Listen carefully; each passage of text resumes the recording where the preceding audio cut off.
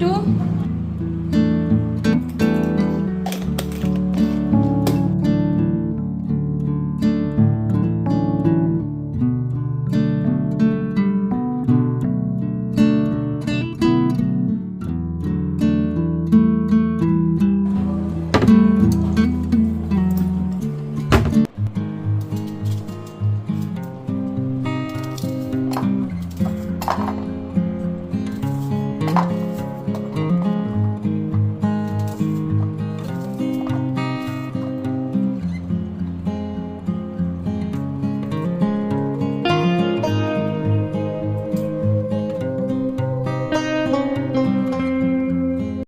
शाम हुई और मुझे डिनर बनाना था, बट मैंने सोचा कि कोई दाल सब्जी वगैरह कुछ भी नहीं बनानी है, कुछ तो डिफरेंट बनाना है। कभी कभी कुछ डिफरेंट खाने का मन करता है, वही दाल सब्जी पराठा रोटी खा के कभी कभी बोरियत फील होती है। तो मैंने जो इडली बनाई थी 2 दिन पहले, तो मेरी कम से कम 4 इडली बची हुई थी, जिसको मैंने पैक करके फ्रिज में रखा हुआ था। बस उसी का मैंने बनाया बिल्कुल इंडियन स्टाइल इडली फ्राई।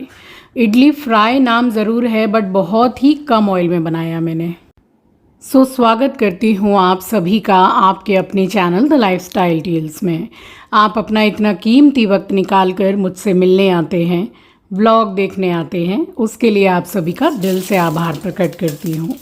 तो यहाँ मैंने डाल दिया है सरसों का तेल। अब इडली फ्राई वगैरह जो है वो सरसों के तेल में कोई ज़्यादा जल्दी बनाता ही नहीं है, वो रिफाइंड ऑयल में ही ज़्यादातर बनता है, बट मैं सारी चीज़ों को ही सरसों तेल में ही बनाना प्रेफर करती हूँ। तो तेल ले लिया है, उसमें मैंने साउथ इंडियन तड़का लगाया है, राई का, करी पत्ता का, और यहाँ डाल दी मैंने प्याज। तो चॉपर में प्याज अच्छी तरह से हो गई है, बस साथ के साथ ही मैंने डाल दी है शिमला मिर्ची।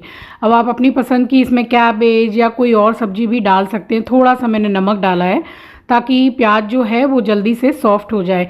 इसमें टमाटर बहुत ही अच्छा टेस्ट लेकर आता है, बट मेरे पास टमाटर था ही नहीं, तो ठीक है, उसके बिना ही बनाया मैंने।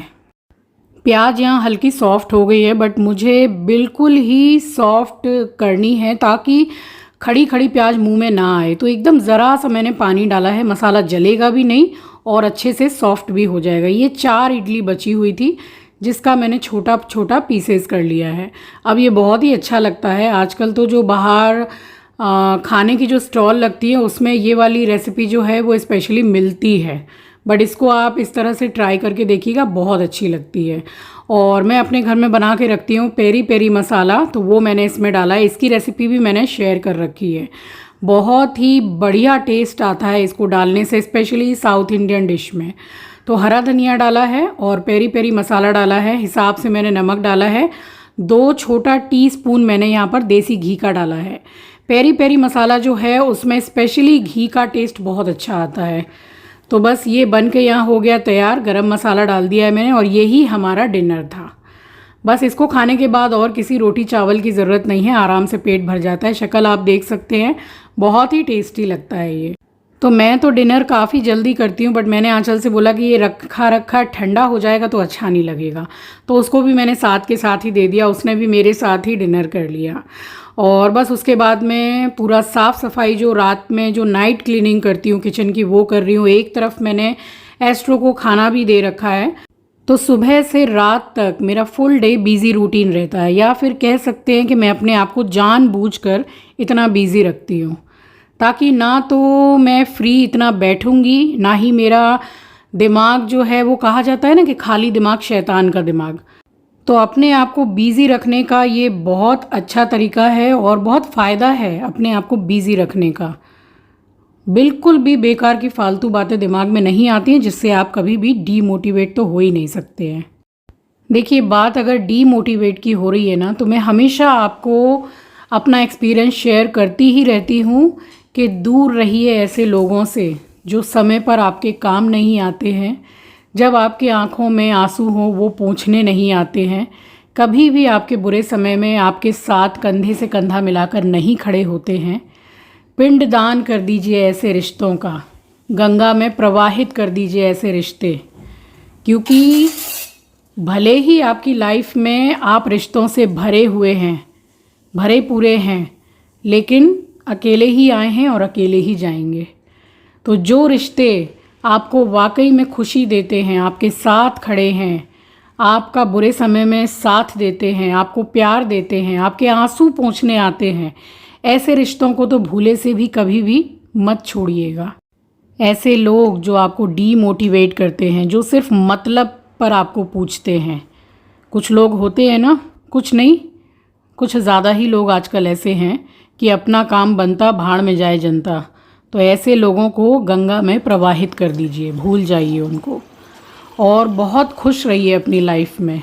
अपनी लाइफ है, अपने हिसाब से जी लीजिए और खुश रहिए हमेशा। चलिए, फ़िलहाल किचन पूरा मैं क्लीन कर चुकी हूँ। ये मैं डेली रात में कर रही हूँ, अभी फिटकरी का पानी मैं नहीं बना रही हूँ। तो जैसे मेरी मम्मी कुल्ला करती हैं डेली ये फिटकरी के पानी से, कुछ नहीं तो 20-30 सेकंड के लिए एक टुकड़ा डालकर चला लीजिए। नॉर्मल पानी है, टैप वाटर, और इससे पूरा अच्छी तरह से थोड़ी देर तक कुल्ला कर लीजिए। इससे दांत बहुत ही अच्छे रहते हैं। मुंह में कोई हल्का फुल्का कट जख्म भी है वो भी ठीक हो जाता है और दांत क्लीन हो जाते हैं डेली करने पर। और उसके बाद में अगर आपका ब्लीडिंग गम्स है, दांतों से रिलेटेड कोई भी समस्या है आपको, तो अगर आप डेली इससे कुल्ला करते हैं, या तो आप रात को सोने से पहले कर लीजिए, या फिर जब आप ब्रश करते हैं तो ब्रश से पहले कर लीजिए, उसके बाद 10 मिनट के बाद ब्रश कर लीजिए, या ब्रश के 10 मिनट बाद कर लीजिए कुल्ला। कहने का मतलब है 24 घंटा में किसी भी एक समय आप कुल्ला कर लीजिए, अच्छा रहता है दांतों के लिए स्पेशली। और सेल्फ़ केयर की बात है तो अभी मैंने ये फिर से स्टार्ट किया है। वैसे मैं विंटर्स में लगाती हूँ इनको, और ये वाला है रोगन बादाम शीरीन, तो बहुत ही अच्छा वर्क करता है। वैसे देखिए गर्मी बहुत ज़्यादा है, अगर आप एसी में सोते हैं तो आपको स्वेटिंग ज़्यादा नहीं होगी। नॉर्मल भी सोते हैं पंखे के नीचे तो भी ज़्यादा स्वेटिंग नहीं होगी। हल्का 7-8 बूंद के करीब इसको ले लीजिए और एक इसमें विटामिन ई की कैप्सूल पूरी डाल दीजिए। मिक्स करके अच्छी तरह से 10 से 15 मिनट तो अपने स्किन के लिए आप निकाल ही सकते हैं, क्योंकि आप अगर स्वस्थ हैं तो सब कुछ ठीक है ना, तो अपने लिए समय निकालना ही चाहिए। अच्छे से मिक्स करके 10-15 मिनट बहुत ही बढ़िया तरीके से मसाज कीजिए।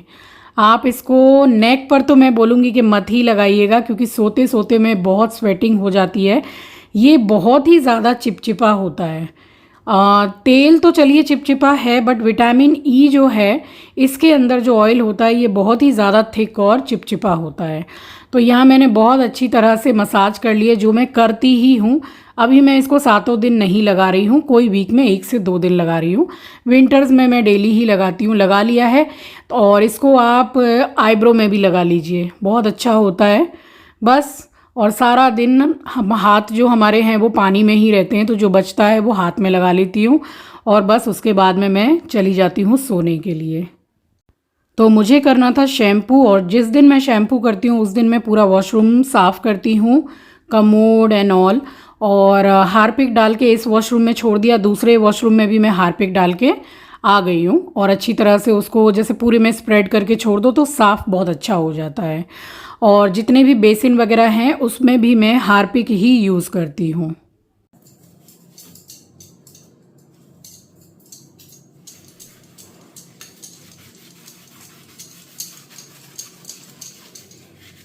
ये इससे मैं बेसिन जो है हार्पिक से ही मैं क्लीन करती हूँ।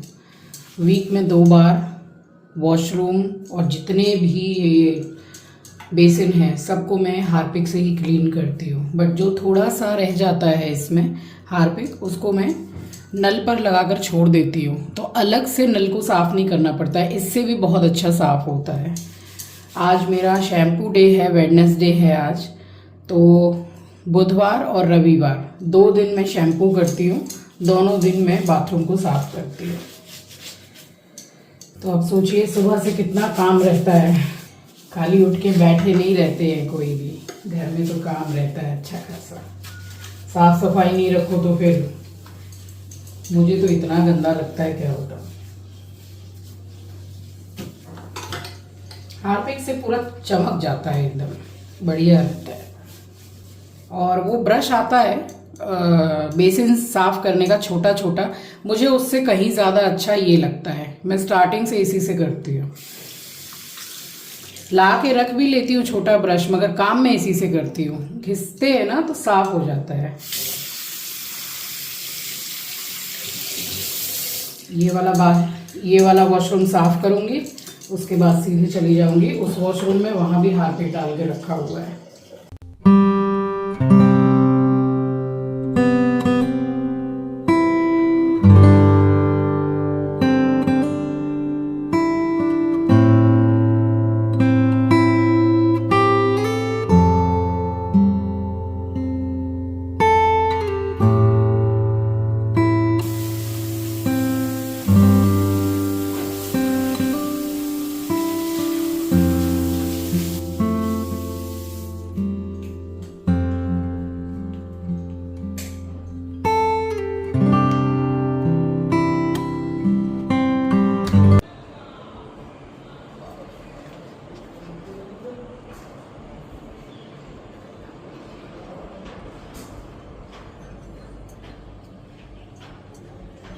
एक घंटा लग जाता है, 1 घंटा 5 मिनट 10 मिनट दोनों बाथरूम अच्छी तरह से क्लीन करने में मेहनत होती है।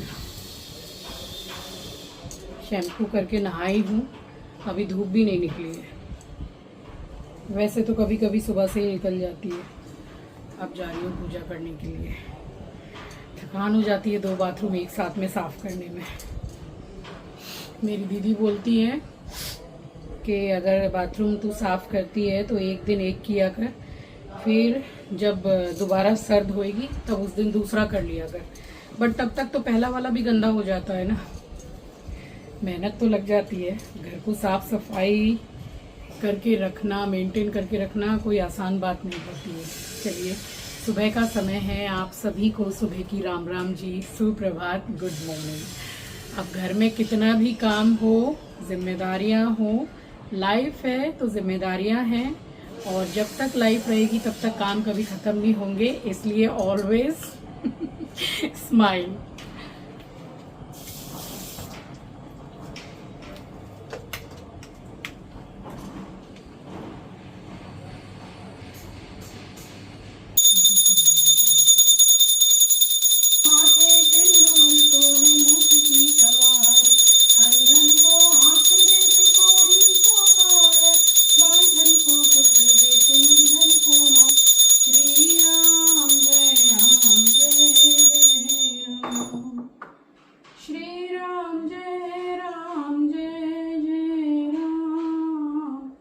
श्री राम जय राम जय जय राम, श्री राम जय राम। पूजा करने के बाद मेरे नाश्ते का समय हो गया। मैंने अपने लिए सत्तू बनाया, बढ़िया सा सत्तू। आराम से बैठ के सत्तू पिया और उसके बाद फिर से किचन में चली आई हूँ। कढ़ाई में मैंने सरसों का तेल डाला है, 2 तेज पत्ता डाला है और प्याज और हरी मिर्ची। बना रही हूँ बहुत ही बढ़िया सा अरबी का स्ट्यू। अब जो कटे मसाले की सब्जी होती है उसको हम स्ट्यू बोलते हैं, तो ये बहुत ही बढ़िया बनती है। बिल्कुल डिफरेंट टाइप की अरबी है। एक तरफ चावल भी चढ़ा रखे हैं मैंने, और अदरक लहसुन जो मैंने भिगो के रखा हुआ था, देखिए पेस्ट बना लिया। ये छोटी टिफ़िन में है, बाकी एक बड़ी बॉटल में फुल करके मैंने रखा हुआ है। तो एक टमाटर डाल दिया है मैंने, पतला काट लिया है लंबाई में। हल्दी पाउडर, मिर्ची पाउडर और हल्का सा नमक मैंने डाल दिया था, ताकि प्याज टमाटर थोड़ी जल्दी सॉफ्ट हो जाएंगे। और अरबी को क्या है ना, आप इसमें हल्दी नमक डाल के पहले अच्छे से फ्राई भी कर सकते हैं और उसके बाद इसमें ऐड कर सकते हैं। मसाला को बहुत ही अच्छी तरीके से मैंने भून लिया है और अब इसमें डालूंगी मैं अरबी। तो मैंने इस तरह से काटी है, देखिए एकदम पतली पतली गोल गोल है। आप अपने हिसाब से काट सकते हैं, बट ऐसी वाली अरबी भी बहुत अच्छी लगती है अगर आप अरबी पसंद करते हैं तो। मैं आपको सामने से दिखाती हूँ, देखिए कुछ इस तरह से मैंने काटा है। और अरबी थोड़ी गल जाए तो एकदम ज़रा सा 2-3 चम्मच पानी मैंने डाल के इसको ढक दिया। तो स्लो गैस पर मैंने ढक दिया था, और क्योंकि बहुत ही पतला मैंने काटा है अरबी को, तो बस मैंने अभी चेक किया है, अरबी गल गई अच्छी तरीके से। अब थोड़ा कैलोरीज़ कम चाहिए और ज़्यादा तेल नहीं चाहिए, तो मैंने फ्राई नहीं की है अरबी को। वैसे फ्राई करके बनाएंगे तो ज़्यादा टेस्टी बनेगी, बट ठीक है, ऐसे भी बहुत अच्छी लगती है। हिसाब से नमक डाल दिया है और गरम मसाला, बस इसमें हरा धनिया डाल दीजिए और अच्छे से भून लीजिए और अरबी बन के तैयार है। तो आप में से किस किस को अरबी पसंद है? आपको पता है मैं अरबी का नाम सुन के ही खाना नहीं खाती थी कभी, बट अब मुझे अच्छी लगती है अरबी। और नमक थोड़ा सा कम था तो मैंने उसको डाला है और मिक्स करके इसमें मैंने हरा धनिया डाल दिया है। अभी तो जो साग सब्जियों के दाम है ना, आसमान छू रहे हैं। टमाटर जो है देखिए, मैंने आज फिर से मंगाया टमाटर, 70 रुपये किलो मुझे मिला है टमाटर। आप लोगों की क्या प्राइस है बताइएगा। शक्ल देखिए सब्जी की, ये सिर्फ रोटी में ही बहुत अच्छी लगेगी। मैंने भी रोटी से ही खाई है। और शैम्पू किया था, बाल थोड़े सूख गए थे, वैसे तो ऊपर बांध के रखे थे मैंने। किचन में जैसे ही मुझे जाना होता है बालों को मैं बांध लेती हूँ। खुले बालों में खाना कभी नहीं बनाना चाहिए, उसका कोई अंधविश्वास नहीं है। 100% खाने में बाल आता ही आता है, जो बहुत ज़्यादा ख़राब चीज़ है। तो बाल को बांधने के बाद ही किचन में काम करना चाहिए। तो यहाँ मैंने अच्छे से कॉम्ब किया है और उसके बाद में आराम से बैठ के मैंने पानी पिया है, जो हर 1 से सवा घंटे के बाद में 1 गिलास पानी मैं ज़रूर से पीती हूँ। तो सुबह से लेके एकदम अर्ली मॉर्निंग से लेके शाम के 7 साढ़े 7 बजे तक मेरा ये जो ग्लास है, इसका 10 से 12 गिलास पानी का मेरा एक दिन का कोटा होता है, जिसको मैं पूरा करती हूँ। और उसके बाद मैं ज़्यादा पानी नहीं पीती हूँ ताकि वॉशरूम बार बार रात में ना जाना पड़े। बस किचन में मैंने काम किया है, उसके बाद में मैं आ गई हूँ यहाँ बालकनी में कपड़े लगाने के लिए। अब सावन जितने दिन 1 महीना था तो आंचल ही कपड़े लगा रही थी, क्योंकि मुझे हर थोड़ी देर में जलधारी को चेक करना होता है। मैं मंदिर में हाथ देती हूँ, तो इसलिए गंदे संदे कपड़े में मैं फिर हाथ नहीं देती हूँ। तो ये काम सावन में नवरात्रे में आंचल का हो जाता है। मैंने सोचा कपड़े कम हैं धोने के, तो लगे हाथ ये 2 चादर हैं पतली पतली, जिनको ओढ़ के हम सोते हैं, तो इसको भी मैं धो लूँ। तो बस इसको भी लगा दिया साथ के साथ ही। भालो मुछा कापड़ दो ना एकटू मौसमी देव तो।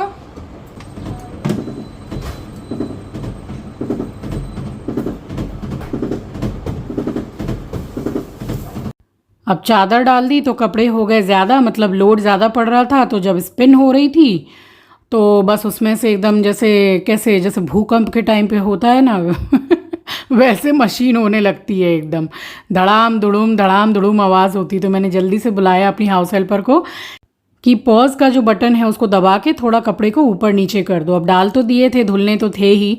बस उसको करने के बाद मैं यहाँ बैठी हूँ ये वाला कैबिनेट साफ़ करने के लिए। 2 दिन से सोच रही थी। तो वही बात है कि ये मैं बाद में भी कर सकती थी, बट मैं अपने आप को बिज़ी रखती हूँ। आज भी कहीं ना कहीं मेरा पास्ट मुझे बहुत परेशान करता है, जिसको मैं अपने ऊपर कभी भी हावी नहीं होने देती हूँ। और ऐसा करते करते 100 में से शायद 80% वो चीज़ बहुत ज़्यादा रिकवर हुई है। अब मुझे ज़्यादा दिक्कत मेरे पास्ट को लेके नहीं होती, बट फिर भी मैं अपने आप को बिज़ी रखती हूँ और बिज़ी भी रहती हूँ और काम भी हो जाता है, करना जब मुझे ही है। तो ये वाला कैबिनेट साफ़ कर दिया। देखिए पीतल के कितने सारे बर्तन मेरे पास एक्स्ट्रा हैं, अभी 2-4 और हैं मंदिर में नीचे की तरफ रखे हुए हैं। तो क्या करूँगी कि दिवाली में जाती हूँ धनतेरस के दिन, पीतल का कुछ बर्तन ले लेती हूँ पूजा के लिए। तो जो इसमें से लगेंगे वो ठीक, जो नहीं लगेंगे उनको दे के एक्सचेंज करके मंदिर के लिए ही कुछ मैं ले लेती हूँ। और लिक्विड डिटर्जेंट मैंने भर के रख दिया है, ये एक्स्ट्रा बॉटल। तो यहाँ मेरा काम कंप्लीट हो गया। फिर मैंने देखा, देखिए मेरे घर का जो स्लाइडिंग है, वैसे तो 3 खिड़की हैं, तीनों में स्लाइडिंग है और ये हॉल में है। तो बस सारी चीज़ों को मैंने पोंछ पाँच के अच्छी तरह से रख लिया है और बस कैबिनेट को बंद करके बाहर से मैंने कोलिन से साफ़ कर दिया। वाइट है ना, तो मैं आए दिन इसको, और किचन का ऊपर का जो कैबिनेट है वो भी पूरा वाइट है। तो ऐसे दूर से समझ में नहीं आता है, बट मैं किचन में काम करती हूँ तो देखने से समझ में आता है कि हाँ भाई दाग धब्बे हो गए हैं, अब सफाई की ज़रूरत है। अब मेरी बारी है चिमनी साफ़ करने की। तो ये कुछ ना कुछ मैं सोच के रखती हूँ और करती ही रहती हूँ। ये देखिए इसी की बात मैं कर रही थी कि हॉल वाला ये जो स्लाइडिंग का है ये सबसे ज़्यादा गंदा है। ये पहले का ही है, बस ये वाली स्लाइडिंग मैंने नई नहीं लगवाई थी, ये पहले से ही लगी हुई थी। और अब मुझे लगता है कि वैक्यूम क्लीनर के अलावा कोई दूसरा इसमें मुझे उपाय नज़र नहीं आता है। फ़िलहाल तो मैं ऐसे करके साफ़ कर रही हूँ, बट फिर भी मुझे ये साफ़ नहीं लगता है। और सबसे ज़्यादा इसमें एस्ट्रो के बाल निकलते हैं। तो इसको साफ़ रखने के लिए कुछ तो उपाय खोजना ही पड़ेगा। तो चलिए, ये था मेरा आज का व्लॉग। अपने आप को बिज़ी रखते हुए मेरा ये व्लॉग मैंने आपके साथ शेयर किया। आई होप कि आपके लिए हेल्पफुल भी रहा होगा और कहीं ना कहीं आपको मोटिवेशन भी देगा। मिलूंगी आपसे नेक्स्ट व्लॉग में। नए हैं तो सब्सक्राइब कर लीजिएगा, शेयर करना मत भूलिएगा। अपना ख्याल रखिए, अपनों का ख्याल रखिए। Thank you for watching guys. Love you, take care, bye bye. चलो।